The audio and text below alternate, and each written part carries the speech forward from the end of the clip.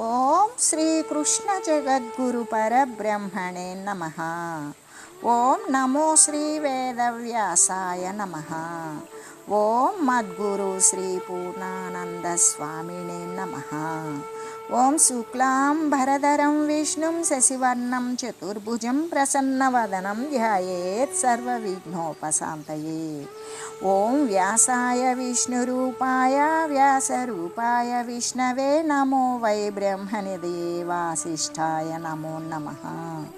ఓం నారాయణం నమస్కృత్య నరం చైవ నరోత్తమం దేవీం సరస్వతీం వ్యాసం తతో జయముదీరయే. శ్రీ భగవద్గీత అథ పంచదశోధ్యాయః పురుషోత్తమ ప్రాప్తియోగః. అయితే ఈ అధ్యాయం యొక్క పేరు పురుషోత్తమ ప్రాప్తి యోగము. పురుషోత్తముడు అంటే పరమాత్మ అని మనందరికీ తెలిసిన విషయమే. అయితే ఉపాధి అంటే శరీరము, దానినే కదా క్షేత్రము అని. పురుషోత్తముడు అంటే క్షేత్రజ్ఞుడు, క్షేత్రము అంటే ఉపాధి. ఆ ఉపాధి అభిమానించేటువంటి క్షరపురుషుని కంటే కూడా, క్షరపురుషుడు అంటే నశించిపోయేటువంటి పురుషుడు, వానికంటే కూడా జీవుడు అంటే మనస్సు యొక్క అభిమాని, శరీరం యొక్క అభిమాని నశించిపోయే పురుషుడు. మరి మనస్సుని అభిమానించేటువంటి వాడు జీవుడు కదా.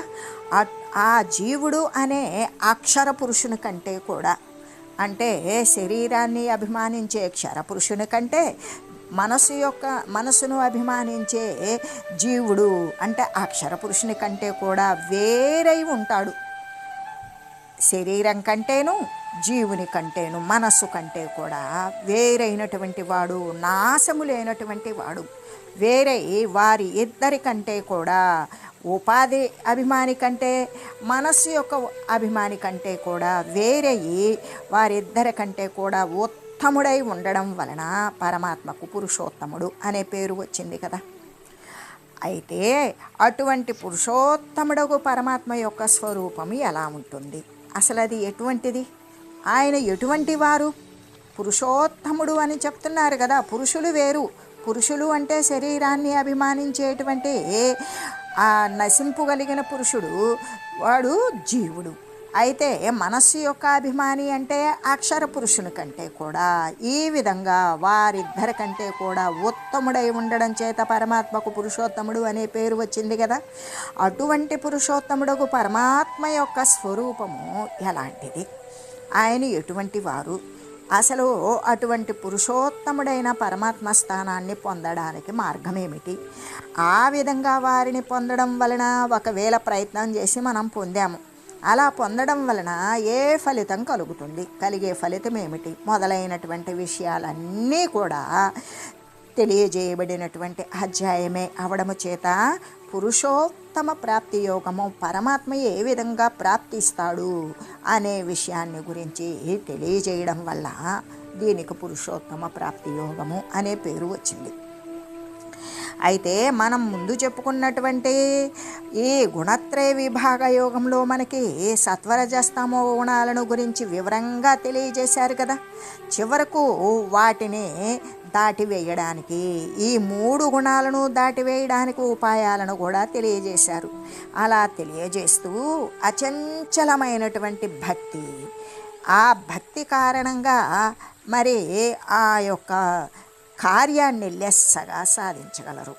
ఎటువంటి కార్యాన్ని అంటే పరమాత్మ తత్వాన్ని పొందేటువంటి కార్యాన్ని నిశ్చలమైన భక్తి తోటి దానిని తప్పకుండా సాధించగలరు.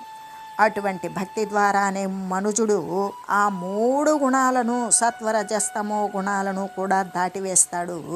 3 గుణాలను దాటి గుణాతీతుడైనటువంటి వాడు బ్రహ్మ సాక్షాత్కారాన్ని పొందగలుగుతాడు అని కదా చెప్పడం. ఇక్కడ మనకి అక్షర పురుషుడు అంటే ఏంటి అంటే నశింపు లేనటువంటి నాశరహితుడైన పురుషుడు. ఆయన అక్షర పరబ్రహ్మము అని అర్థమా అంటే కాదు. భౌతికమైనటువంటి దేహం నశించిపోయినప్పటికీ కూడా నశించకుండా ఉంటాడే జీవుడు, ఆ జీవుడు మరొక శరీరాన్ని ధరించడానికి ఉన్న శరీరాన్ని వదిలేసి వెళ్ళిపోయేటువంటి జీవుడు ఎవరైతే ఉంటారో అతనినే అక్షర పురుషుడు అని చెప్పారు. కానీ ఆయనే అక్షర పరబ్రహ్మము అనేటువంటి విషయం అయితే కాదు కదా. అయితే అటువంటి ఆ పరబ్రహ్మతత్వాన్ని పొందాలి అంటే 3 గుణాలను దాటివేయాలి అంటే ఇతరత్రా ధ్యాస లేకుండా కేవలము భక్తి విశ్వాసముతోటి ఆ యొక్క అనన్యమైన భక్తితోటి ప్రోత్సహించే నిమిత్తం కూడా అటువంటి భక్తి జీవుల యందు ఉద్భవించటానికి కూడా సహాయభూతంగా ఉండగలగటానికి కూడా పురుషోత్తముడగు పరమాత్మ యొక్క స్వరూపము, ఆ యొక్క వారిని పొందడానికి మార్గము, పొందినందువలన కలిగినటువంటి ప్రయోజనము తెలిపేటువంటి అధ్యాయము ప్రారంభించవలసి వచ్చింది. అంటే 3 గుణాలను దాటిన తర్వాత ఉండేటువంటి బ్రహ్మ సాక్షాత్కారము అయినటువంటి ఆ యొక్క అక్షర పరబ్రహ్మ స్వరూపాన్ని పొందగలగటానికి కావలసినటువంటి అదే పురుషోత్తముడు కదా. ఆ పురుషోత్తముడైన పరమాత్మ యొక్క స్వరూపము, ఆ మరి వారిని పొందడానికి అనుసరించవలసిన మార్గము, అసలు అది పొందినందువలన కలిగేటువంటి ప్రయోజనాన్ని కూడా తెలియజేయడానికే ఈ యొక్క పురుషోత్తమ ప్రాప్తి యోగము అనేది ప్రారంభించవలసి వచ్చింది. ఇంకా కూడా భగవంతుని యొక్క భక్తి అభివృద్ధి చెందడం కోసం విషయాల పట్ల, దృశ్య సంబంధమైన విషయాల పట్ల ఆసక్తి లేకుండా విరక్తి కలిగి ఉండడం అనేటువంటిది అత్యంత అవసరం. కాబట్టి అటువంటి వైరాగ్యాన్ని దృశ్య వస్తువుల యొక్క అస్థిరత్వాన్ని బోధించే నిమిత్తమే మొట్టమొదట ఈ దృశ్యరూప సంసారము ఒక అశ్వత్థ వృక్షంగా పోల్చి మరీ చెప్పారు. అశ్వత్థ వృక్షము అంటే రావి చెట్టు అనే విషయం మనందరికీ విదితమే కదా. అటువంటి దానిని అశ్వత్థ వృక్షంగా రావి చెట్టుగా పోల్చి దానిని అసంగము అంటే దాని యందు సంబంధము లేకుండా ఉండడం, ఆసక్తి లేకుండా ఉండడము అనే విరాగత్వము అనబడేటువంటి ఖడ్గము చేత ఛేదించి వేసేలాగన తెలియజేశారు. అటువంటి సంసారము అంటే చావు పుట్టుకలతో కలిగినటువంటి శరీరాలు వస్తూ పోతూ ఉండేటువంటిదే సంసారము, అంతము లేనటువంటిది. ఆ సంసారము అనబడే వృక్షము ఆ వృక్షవర్ణనముతోటి ఈ యొక్క పురుషోత్తమ ప్రాప్తి యోగము అనేది ప్రారంభించబడుతూ ఉన్నది. శ్రీ భగవానులు అదే పరమాత్మ శ్రీ గీతాచార్యులు ఏమని చెప్తూ ఉన్నారు అంటే ఊర్ధ్వమూలమధశాఖామస్వత్తం ప్రాహురవ్యయం ఛందాంసి యస్య పర్ణాని యస్తం వేద సవేదవేత్. అంటే గీతాచార్యులు చెప్తూ ఉన్నారు, దేనికి వేదములు ఆకులుగా ఉన్నవు. అసలు వేదము అంటే ఏదైతే తప్పనిసరిగా తెలిసి ఉండాలో తెలియజేసేది, తెలియబడేది అంతా కూడా వేదమే. విదితమైనదే వేదము, వేదము నుండే విదితము అనేటువంటిది.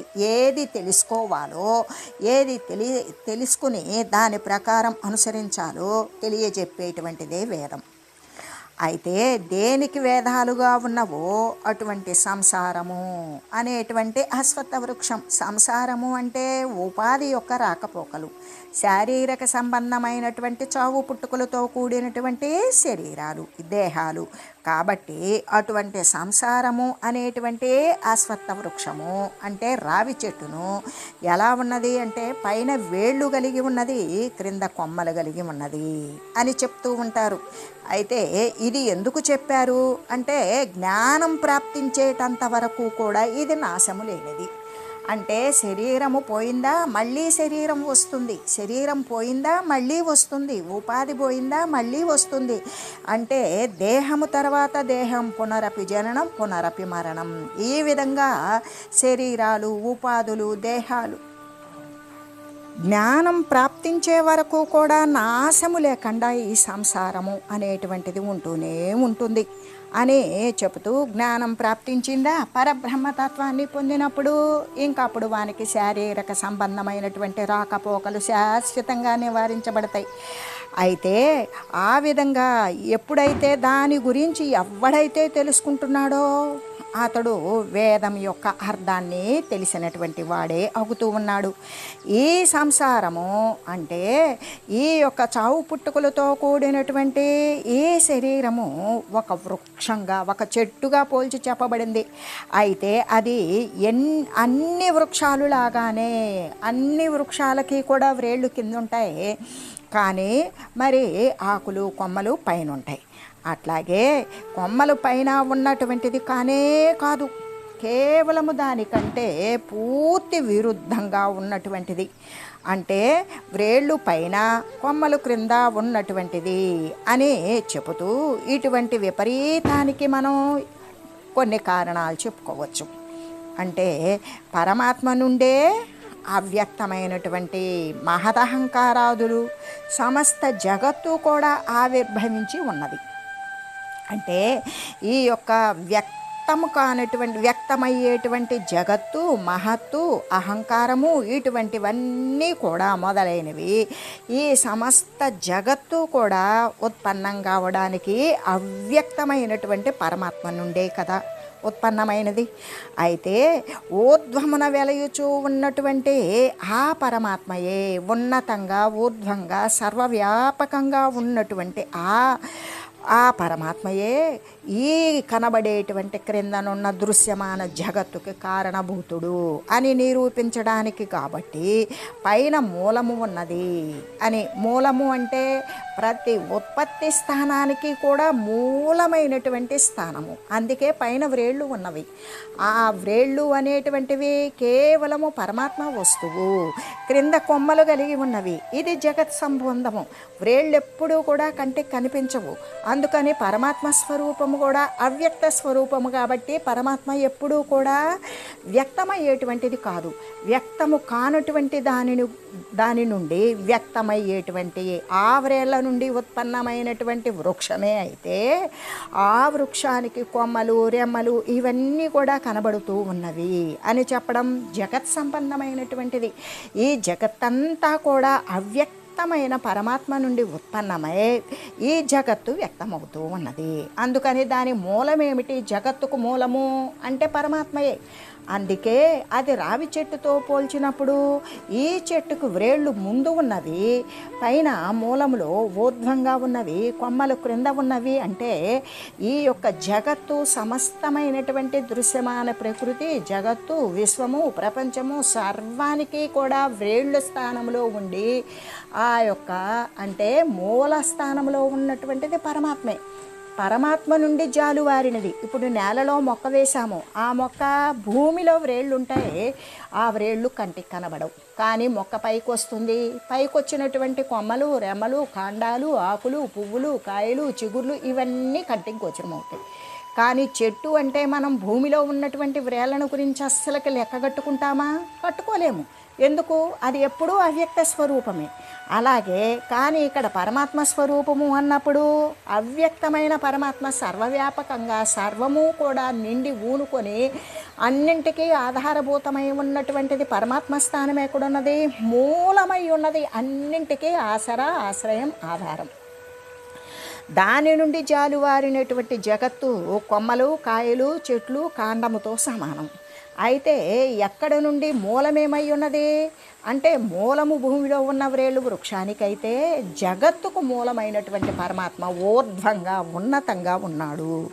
అందుకే దానికి రావి చెట్టును పోల్చి ఏమని చెప్పారు అంటే ఈ బ్రహ్మాండ వృక్షము ఏ విధంగా ఉన్నది అంటే బ్రహ్మాండము అనబడేటువంటి జగత్తుకు కారణభూతుడును నిరూపించడానికి. కాబట్టి కారణభూతుడు మూలమై ఉన్నాడు జగత్తుకి.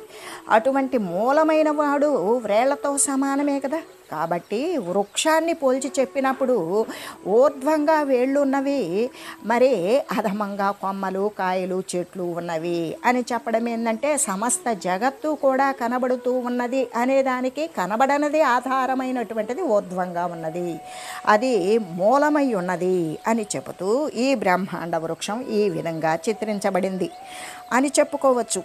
అయితే ఇక్కడ ఇంకా కూడా మాయాకార్యము ఎలాగైతే అంత తలక్రిందుల వ్యవహారంగా ఉంటుందో, మాయ అనేది వాస్తవానికి లేదు, లేకపోయినా ఉన్నట్లుగా కనబడుతుంది. కానీ ఇక్కడ శాశ్వతమైన పరబ్రహ్మతత్వము అంతా తానే అయ్యున్నది, కానీ గోచరపడకుండా ఉన్నది. అంటే ఈ మాయాకార్యం ఎలా ఉంటుంది అంటే అంతా కూడా లేకపోయినా ఉన్నట్లు కనబడుతూ ఉండేటువంటి వ్యవహారంగానే ఉంటుంది. ఆ రీతిగానే వాస్తవానికి మాయా అంటే అదంతా మాయరా, అబద్ధంరా, మిథ్యాభావంరా అని చెప్పుకుంటూ ఉంటాం. మాయ అంటే లేనిది, కల్పించబడినది, అబద్ధమైనది అనే కదా మనకు అర్థం. కాబట్టి ఆ రీతిగానే ఈ సంసార వృక్షము అనేటువంటిది కూడా వర్తిస్తూ ఉన్నది. ఎలాగంటే శాశ్వతమైన దానిని శాశ్వతం కాకుండా చూపిస్తుంది, అనిత్యమైనటువంటి దానిని లేని దానిని ఉన్నట్లుగా, అపవిత్రమైనటువంటి దానిని పవిత్రంగా, దుఃఖాన్ని జగత్ సంబంధమైన దుఃఖాన్ని సుఖంగా, ఆత్మ కానిది స్థిరత్వము లేనిది అయినది స్థిరత్వముతో ఉన్నట్టు శాశ్వత తత్వమైనటువంటి ఆత్మగాను తోపింపజేస్తుంది. ఆ విధమైన బుద్ధి స్ఫురింపజేస్తుంది. కాబట్టి అదే అవిద్య, అదే మాయ. అంటే ఇక్కడ మాయకార్యం ఎలా ఉంటుంది అంటే అంతా కూడా ఉన్నది లేనట్లుగా, లేనిది ఉన్నట్లుగా తలక్రింది వ్యవహారంగా ఉంటుంది కదా. ఆ రీతిగానే ఆ పద్ధతిలోనే ఈ సంసార వృక్షము అనేది కూడా వర్తిస్తూ ఉన్నది. సంసార వృక్షము అంటే పైన వేళ్ళు ఉన్నవి, కింద కొమ్మలు ఉన్నవి. కనబడనటువంటి వేళ్ళు మూలమై ఉన్నది, కనబడేటువంటిది జగత్ అయి ఉన్నది అని చెబుతూ మంచిని చెడ్డగాను, చెడ్డను మంచిగాను, లేని దానిని ఉన్నట్లుగాను, ఉన్నదానిని లేనట్లుగాను తోపింపజేసేటువంటిదే అవడము చేత నీటి యందు ప్రతిబింబింపబడినటువంటి వృక్షములాగానే. ఏ విధంగా ఇప్పుడు ఒక నీటి చలమయ ఒడ్డున తీరంలో మనకి వృక్షం ఉన్నది, ఆ వృక్షం అక్కడ ఉన్నదే కాకుండా నీటిలో కూడా ప్రతిబింబిస్తుంది. అలాగే నీటి యందు ప్రతిబింబించబడినటువంటి వృక్షము వృక్షమా అంటే కాదు, బయట ఉన్నటువంటి వృక్షానికి అది ప్రతిబింబం, నీడ. అటువంటి లాగానే ఈ సంసార వృక్షం కూడా లేకపోయినా తాను భగవత్ స్వరూపమే అయ్యున్న జగద్భావంలో ఇట్లా తలక్రిందులుగా సంసార వృక్షము లేని నామరూపాలను కల్పించుకొని ఉన్నట్లుగా తోపింపజేస్తూ మళ్ళీ లేకుండా పోయేటువంటి స్థితి అని సంసార వృక్షాన్ని గురించి తలక్రిందులుగా వర్ణించి చెప్పబడింది. అసలు ఒక చెట్టు, ఒక వృక్షం ఉన్నది, అది బాట పక్కన ఉన్నప్పుడు దాని వలన యాత్రికులకి ఆటంకం కానీ అవరోధం కానీ ఉంటుందా? ఉండదు. కానీ అది గాలికి విరిగి తలక్రిందులుగా బాట మీద పడింది. అలా పడినప్పుడు కొమ్మల క్రిందకు పడతాయి, వ్రేళ్ళు పైకుంటాయి. అలాగే అప్పుడు ఆ వృక్షము వలన బాటసారులకు అవరోధమే కలుగుతూ ఉంది కదా. ఎందుకు? పెద్ద పెనుగాలి వీచింది. చాలా సంవత్సరాల క్రితం వృక్షంగా ఉన్నటువంటి పెద్ద వృక్షం వ్రేళ్లతో సహా పెళ్ళగిలింది. ఆ వ్రేళ్లతో సహా పెళ్ళగిలింది, చెట్టంతా మీద పడిపోతుంది, వ్రేళ్ళు పైకి లేస్తాయి. అప్పుడు ముందు చెట్టుగా ఉన్నప్పుడు బాటసారులకు అవరోధం ఉన్నదా? లేదు, ఎటువంటి ఆటంకం లేదు, ఎవరి దారిని వెళ్ళిపోవచ్చు. కానీ చెట్టు ఈ విధంగా వ్రేళ్లతో సహా పెకలించబడి అడ్డం పడిపోయినప్పుడు మరి బాటసారులకి ఆటంకమే కదా, నడవడానికి ప్రయాణించేటువంటి వారికి అది ఆటంకమే కలిగిస్తుంది కదా. అలాగననే ఈ సంసార వృక్షము కూడా బ్రహ్మ మార్గమున పయనించేటువంటి వారికి, ఎవరైతే బ్రహ్మమును చెందాలి అనేటువంటి సాధకులు ఉంటారో వారికి ఈ సంసార వృక్షము అనేటువంటిది ప్రబలమైనటువంటి గట్టిదైన మరి విపరీతమైనటువంటి ఆటంకాన్ని, అవరోధాన్ని కల్పిస్తూ ఉండడం వలన అది నిజంగా కూడా తలక్రిందులుగా వర్ణించబడి ఉంటే ఉండవచ్చు. అయితే అశ్వత్థం అని కదా చెప్పారు. అశ్వత్థము అంటే స్వహ అంటే రేపు, మరి మరుసటి రోజు అనే అర్థం. నస్తః అంటే ఉండనిది. అశ్వత్థ అంటే అశ్వత్థము, రేపు ఉంటుందో లేదో సందేహంతో కూడినటువంటిదే కదా ఈ సంసార వృక్షము. అంటే ఈ శరీరము, సంసారము అంటే శరీరం యొక్క రాకపోకలు. ఈ శరీరం ఇప్పుడు ఉన్నది, అది రేపు ఉంటుందో ఉండదో. ఎంతో హుషారుగా చక్కగా మరి ఉన్నట్లుగా ఉండి ఏ ప్రమాదం ఎప్పుడు వాటిల్లుతుందో ఉండవచ్చు, ఉండకపోవచ్చు. ఏ రోజుకు ఆ రోజే కదా. అంత సందేహంతో కూడినటువంటిదే కదా ఈ సంసార వృక్షం. అంటే అస్వరమైనది, అంటే క్షణికమైనటువంటిది. ఏది ఉంటుందో ఉండదో దానికి ఇంత సమయం అనేటువంటి దానిని ఎవ్వరం కూడా నిర్ణయించలేం.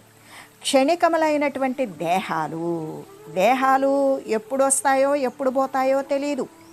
క్షణికములైనటువంటి పదార్థాలు కలిగి నాశవంతమై ఉంటాయి. ఏ విధంగా ఇంద్రియాలు అన్నీ కూడా ఒక్కొక్కరికి కొన్ని ఇంద్రియాలు తొలగించబడతాయి. కొంతమందికి ప్రమాదవశాత్తు ఇదైపోతాయి, కొంతమందికి అనారోగ్యంతో ఇంద్రియాలు తొలగిస్తారు. ఈ విధంగా క్షణికములైనటువంటి పదార్థాలు కలిగి ఆ యొక్క క్షణికములైన పదార్థాలు అంటే దృశ్య సంబంధమైనటువంటి పదార్థాలు నిన్న చూసినటువంటిది ఈరోజు లేకపోవచ్చు, క్రొత్తది ఉత్పన్నం కావచ్చు. పంటలైనా సస్యాలైనా వృక్షాల యొక్క పండ్లు కాయలైనా ఆకుకూరలైనా లేదు ఇంకే పదార్థమైనా సరే అది ఎప్పటికప్పుడు మార్పులు చెందుతూ ఉంటుంది. నిన్న ఉన్నది ఈరోజు ఉండవచ్చు, ఉండకపోవచ్చు. ఈరోజు ఉన్నది ఒక 4 రోజులు ఉంటే ఉండవచ్చు, లేకపోతే లేకపోవచ్చు. ఈ విధంగానే ప్రతి పదార్థము కూడా ఉత్పన్నమైనది అంటే అది నాశశీలమే అయి ఉంటుంది.